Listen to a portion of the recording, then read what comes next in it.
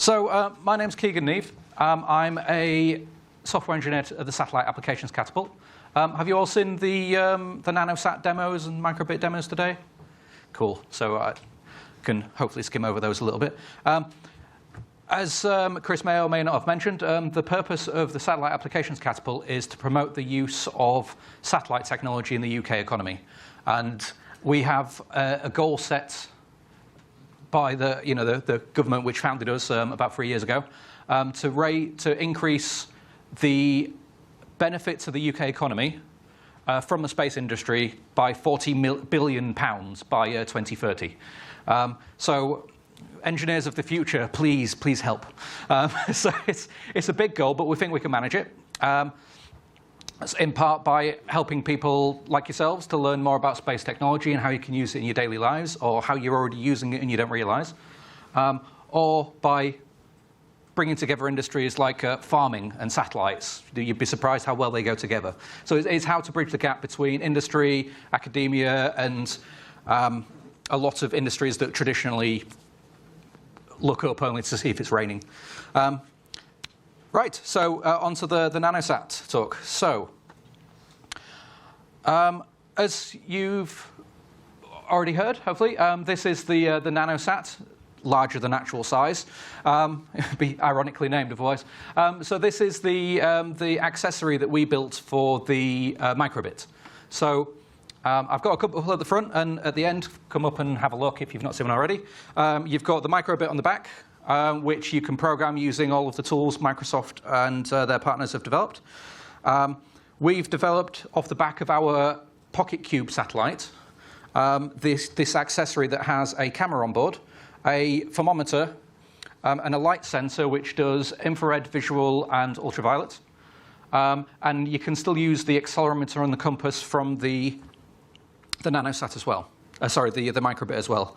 And the idea is, for the ground station, is that, I'm getting slightly ahead of myself, that if you have one of these and you have the microbit environment and you're working on it, it's pretty much you and maybe one or two other people who can actually use it and the data that you're developing.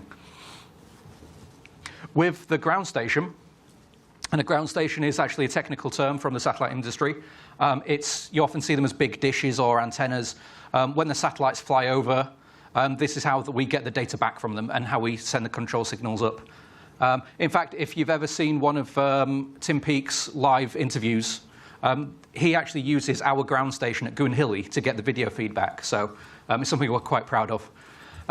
So yeah, the ground station, the idea is that you'll have one of these ground stations that receives the data from all of the satellites, which is called a constellation. And in our terms, with the Raspberry Pi, which is the solution we've gone for, it can sit in the corner of a classroom or the corner of your workshop or wherever you want to put it. And you can have multiple microbit satellite kits all talking to the one ground station. So say if you're in a classroom and you're doing an experiment involving amounts of light and temperature sources, you might have one desk with a couple of kids. They're working on something in a cold environment. They've got a box with some dry ice. They put it in, you see how it drops. Another one, it's next to a light bulb, it slowly heats up. And everyone is doing their own part of the experiment. But the idea is that once you've completed the experiment, everyone can get access to the data. So either through tabular format, which I'll show you shortly, or eventually using graphs in the browser and things like that. But it's a way of just getting more people involved in the same experiment, just to see how you could be doing the same experiment, but obviously the conditions are different, and it's to get people thinking how the environment changes just by your perspective. So I built this using the Raspberry Pi 3. I'm using the Windows 10 Core IoT operating system. And the brilliant thing about this is I used to work at Microsoft. So I worked here for 6 years, left 4 years ago. So I know their development tools. And I used to support Visual Studio as well. So I'm biased completely, but I'll freely admit that. It's brilliant. And so the fact that you can use Visual Studio to develop all your code, to deploy it from Visual Studio directly to the Pi, either via Ethernet or by Wi-Fi, is just fantastic. And I'll give a brief demo of that shortly as well. And But to actually talk to the microbits, because they'll be all over the room, we actually use a microbit. So Lancaster University have developed a custom version of the radio software called Microbit Radio, catchily named. And the idea is, rather than using Bluetooth where you have to pair them together, and it can be quite difficult to manage all of those devices, especially on a device as small as this, the Microbit Radio, everyone who broadcasts will receive the messages from everyone else. So it builds up a mesh network, essentially, or at least you can use them to create a mesh. And for us, this is ideal because it means each of these microbits can broadcast using the radio, using the library that you've probably learned how to use today. You can just say, send all values to radio. It will broadcast, and we'll be able to receive them. So it's been quite an interesting set of challenges. I mean, my day job is data visualization of satellite data using the Unity Games engine. I get to play with toys for a living, basically. I'm not going to lie. It brings a smile to my face. And going from a machine that has 4 graphics cards and 256 gigabytes of RAM to a Raspberry Pi which has half a gig of RAM, and yeah, it's been an interesting challenge, but it's been a lot of fun. So the way that this has been developed is that it's split into 2 parts. So we have a Universal Windows Platform application which handles the communication to the microbits. So all of the sensor data that comes in from the radio, talking to the microbit itself, and doing all of the data storage as well. That's all done in the UWP application. And we also have a Node.js application, also on the Pi, which you can use in the browser to get access to the data afterwards. And as this progresses, you'll be able to, like I say, see the graphs in there. You'll be able to start different experiments running. So say if you've got all of them ready across the room, or even if you've... has anyone seen the rocket car experiment using the microbit? It's actually with Bloodhound SSC, the car that they're hoping to break the sound barrier with. They've developed a thing so you can actually build a little rocket car with a little rocket motor on the back, put a microbit on it, and use the accelerometer to see who goes the fastest. Now, if you imagine you can have all of these lined up, press a button on these, they all go at the same time, and you'll be able to see in real time which one's going fastest, who gets past the line. That's what we're trying to do, is how we can get people working together in a fun way. And yeah, that's hopefully where we're heading. So, yeah, on to the demo. A blank slide, my favorites. Right, so for Windows Core IoT, it's really cool. So if anyone's used the Raspberry Pi before using Linux, which I have as well, it's very, very useful. It's very robust. I've been running servers on it at home for a long time, but there are some things that can be a bit tricky, especially if you're a Microsoft guy like me, who doesn't really have a Linux background. But what you can see here is the IoT dashboard. And for every Pi or every Window board, and there are a few other boards that can run at Core IoT as well, any of them that you have on your network, they'll show up here. Even if they're not on the network, if the Wi-Fi is enabled and you've not configured them yet, you can actually get to it from here. So you don't have to have a keyboard, you don't have to have a mouse, you just plug it in. Eventually, after a couple of minutes, when it's set itself up, it'll appear up here. And here it's... Oh. There we go.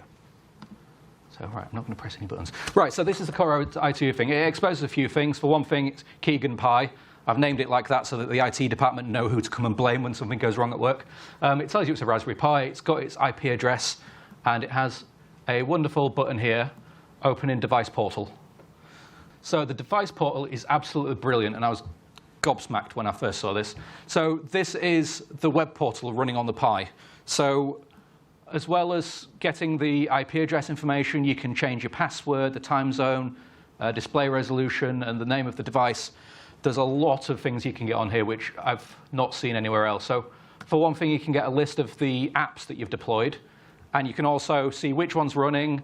You can install them through this website, so you can just upload them straight to your device. You can also get a file explorer. You can get, so say if you've saved pictures from webcams and things like that, you can get access to them here and just download them straight away. Task Manager. it's just one of those things that when something goes into an infinite loop, which obviously never happens because I'm a programmer that knows what he's doing, you can go in here and kill it. But there's also other features such as if you go to the debugging tab, it shows all of the processes here. And as someone who used to work in developer support, being able to get a memory dump is just brilliant. All you've got to do is click on one of those buttons. And it goes, where would you like to save memory.dmp? You can then open it in WinDBG, and you can hunt through it for whichever bug you've added this time to your heart's content. One of the best things, though, is this. If nothing else, it's got graphs that move, and I like graphs that move. But when you're running an app, and say if it's running slowly, is it running slowly because of the network? Is it bottlenecked on the drive? This will just show you. So green is writing, red is reading. It can show you if something is running slowly, you can just dig in here and say, right, where do I have to make it run that little bit better?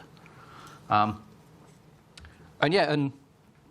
so on and so forth. You can even control audio. So you can set the speaker volume. You can actually build a internet radio is one of the first examples on this. Then there's networking, Windows Update. So if there's a new version of itself, it will automatically update and restart. And last but by no means least, the remote server option. This is worth it in its own right to use this. So if we bring this up. So rather than plugging in a keyboard and a mouse, I think the time's probably wrong. Nope. Yep. So this is what you'd see if you plugged the Raspberry Pi into a monitor. So again, this Raspberry Pi is actually from one of my personal projects. I'm building a robot Hoover at home. So it usually sits on there, connected to the Wi-Fi. So just not having to worry about rigging up a monitor to it to see what's going on. It just makes it a lot easier. And again, you don't have to figure out what the IP address is or anything like that. There's just a drop-down box. You click on it, and then click Connect. So that's an overview of Windows Core IoT, or Windows, yes. And we'll get onto the demo of what I've built. So if we go back to the browser, we've got the two apps that I mentioned earlier. If I click on the right thing. We have the Ground Station web server, and what is currently called the Serial Visualizer. So again, this is definitely a work in progress. And one of the calls to action at the end is that this will be made open source. Obviously, you can buy a Pi, soon to be able to buy the microbit as well. And not only that, but you can actually run these on a PC. So you don't even need the Pi. If you've got a Windows 10 PC, you'll be able to just download these, run these, get the code, add to it what you will, and join in the fun, basically. So what we're going to do is we're just going to open the port. So this is connecting to the microbits, and then connect to the ground station, and nothing will happen. So it's now waiting to receive data. And what I'm going to do is plug that in. And what we should see, that's now getting data from this device. We'll put that one over there. What you can see as it scrolls through, this is the raw data that comes through. It actually gets cleaned up before it gets put back to the website so that people don't get garbled data. But in there somewhere is N01, and that's node 1. So that's the identifier for this device. It's going to be potluck as if this one's 3 or 2. But this one's number 3, so you can see nodes 1 and 3 now in there. And I suspect the novelty's gone now, but you can guess where this is going. So that's going to be node 2. So we've got the raw data coming through. I've already clicked the Connect to Ground Station button. So all of this data is being pushed through to the web service in the back end. So what we can do now, if we find my cursor, come on, there we go. And there we go. So the data's gone from being quite garbled, unstructured, with various errors in there. Excuse me. And you can see it's automatically updating. So if you imagine that, well, we can show this. So this is node 2, I believe. Node 2, visible 2305. If we turn this over, and it refreshes. It's the curse of the live demo, isn't it?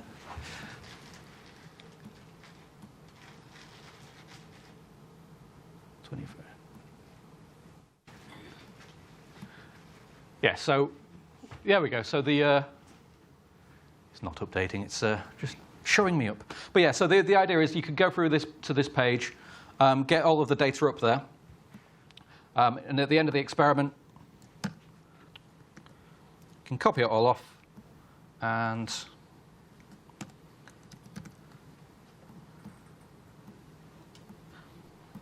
open up Excel, for example.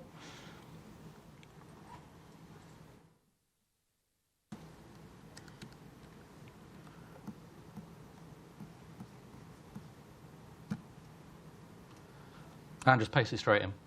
So the data was already formatted for you. You can then delete whichever bits of data you want. You can reorder it, structure it. So if rather than having to go around and collect it from each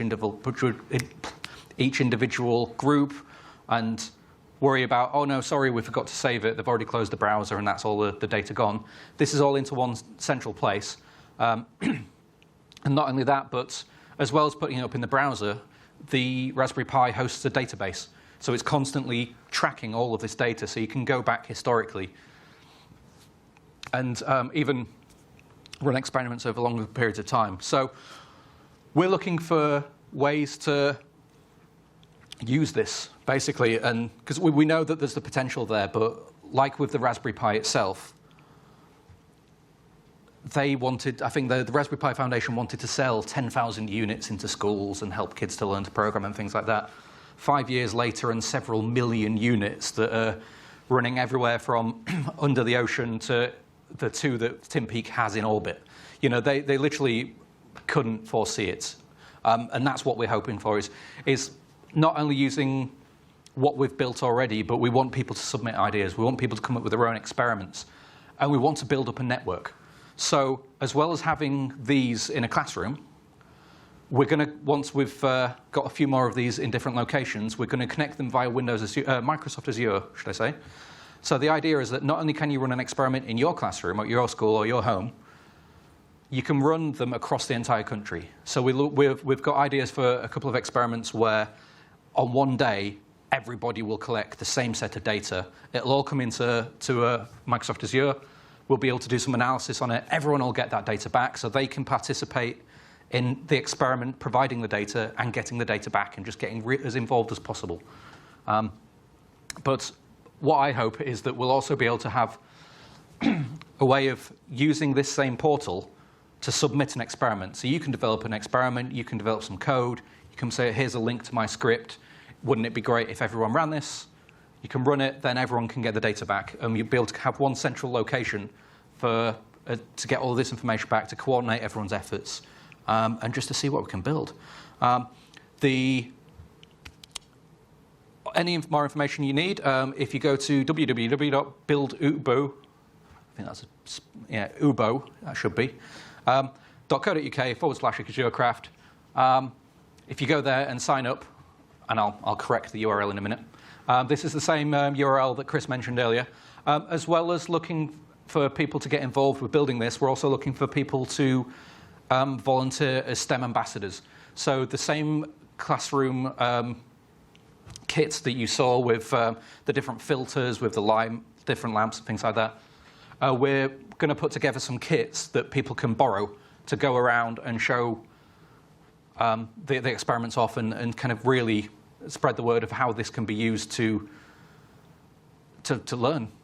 But I mean, that's the thing. It is also fun. I mean, I got started on the BBC Micro back in the 80s, and it's amazing how much time you can lose making a small triangle move around the screen, changing a color. So, you know, I was amazed by that. But this, you've got accelerometers, you've got magnetometer, all of these extra functions that you can get very cheaply, and it's a very good way to get people enthused. So yeah, sign up for the newsletter, apply for the kit access, and pre-order a microbit. They went open for pre-order on Tuesday, I think it was. Just get involved. So I'm actually running on time, despite my waffling and losing Windows. Does anyone have any questions? Or? You mentioned it runs its own database. What kind of database does it run? SQLite. Yeah, it just seemed a nice, simple way of doing it. And again, it works on the universal Windows platform, so it'll run everywhere that it can. So. Yes, yeah, Windows IoT is free. If you search for it online, you can download it for free. There's various versions. I think this one just got the Wi-Fi working, but they're developing it all the time, quite fast-paced. How much is the nano satellite? I don't know, if I'm honest. So I've been working on this side of things. Chris Brunskill, my colleague, he's the one who's been developing the hardware, and we're currently gauging how popular it'll be. Because obviously, if it turns out, thousands of people want these, which would be absolutely brilliant, we can bring the price down because we'll be building them in bulk. So yeah, if you sign up for the, not that URL, the one I'll tell you in a minute, but it's UBO, so it's UBO rather than UBU. But yeah, if you sign up for that, any information as it's available, we'll put it up there. So cool. Well, thanks for your time, and yeah, enjoy the rest of the day. Cool.